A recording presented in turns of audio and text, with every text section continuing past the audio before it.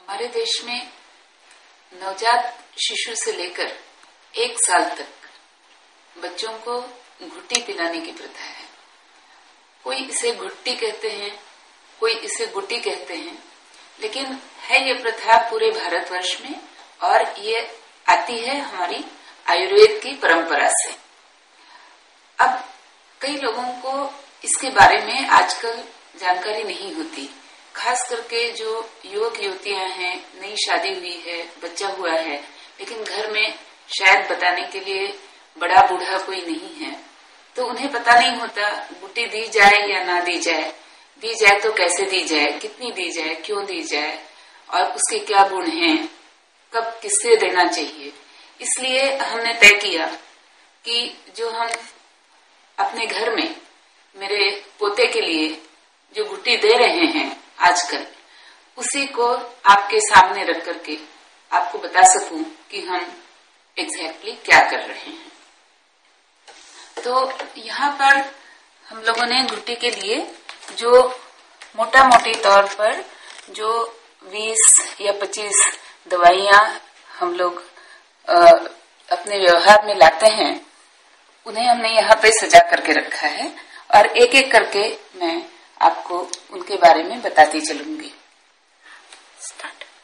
हम शुरुआत करते हैं सोने से। गुट्टी का एक महत्वपूर्ण हिस्सा है सोना, और इसके साथ ये हमारी जानकारी की चीजें हैं बादाम, अखरोट और छुहारा या खारीक जिसको बोलते हैं। बादाम, अखरोट और छुहारा ये तीनों पौष्टिक हैं, गुट्टी की टेस्ट को अच्छा बनाते हैं, बच्चे को ताकत देते हैं। इनके अपने अलग अलग भी फायदे हैं। तो बाकी जो है उनके बारे में लोगों को अधिक जानकारी नहीं है। ये तीनों तो हमारे बहुत परिचित वस्तुएं हैं। अब अगली बात पर हम आते हैं। सबसे पहले मैं बताना चाहूंगी, ये है घिसने वाला पत्थर जिसपे हम चंदन भी घर में घिसते हैं पूजा के लिए। मराठी में हम इसे साहाण कहते हैं। ये स्पेशल पत्थर से बना होता है और इसमें हम पानी डालते हैं और इस पानी में हम इन सभी वस्तुओं को छोटे तौर पर घिसेंगे। तो इसको घिसने का तरीका और क्या हम यूज करेंगे वो मैं बताने जा रही हूँ। तो सबसे पहले हल्दी, लेकिन ये पिसी हुई नहीं बल्कि जो जड़ से निकली हुई ये हल्दी है। मराठी में हड़खुंड बोलते हैं इसे। और इसको हम यूं धीरे धीरे साहान पर घिसते हैं। अब हड़खुंड ये एक बहुत अच्छा जाना माना एंटीसेप्टिक है और कफ, बीमारी अर्थात बुखार, खांसी, गले की कोई भी खराबी, ये सारी बातें इससे दूर होती हैं। चेहरे पे रौनक आती है। और हल्दी के तो काफी गुण हैं, लेकिन बच्चे को हम शुरू से ये देते हैं ताकि ये बहुत ही अच्छा एक इम्यूनाइजर है। ये बच्चे को इम्यूनिटी देता है कई रोगों से। अब हड़खुंड, मैं मराठी नाम बताऊंगी, हड़खुंड, वेखंड और सुंठ। ये याद रखने के लिए अच्छा सीक्वेंस है। वेखंड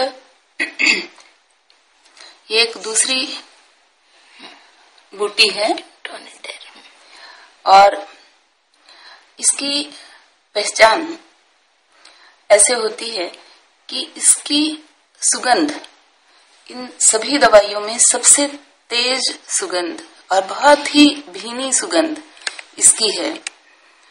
और इसकी सुगंध इतनी अधिक है कि जब हम गुट्टी तैयार करते हैं और उसकी खुशबू हम अगर लेना चाहें तो हमें वेखंड की खुशबू मिलती है। वेखंड सर्दी से बच्चे को बचाए रखता है।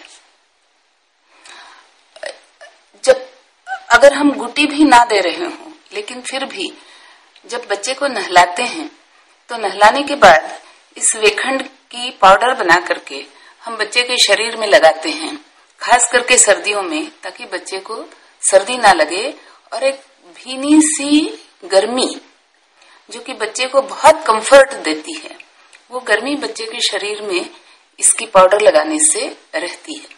इसलिए बच्चे के शरीर में, खास करके बालों में, क्योंकि बाल सूखते नहीं हैं कभी कभी, तो उससे कभी कभी बच्चे को सर्दी हो सकती है, कफ हो सकता है।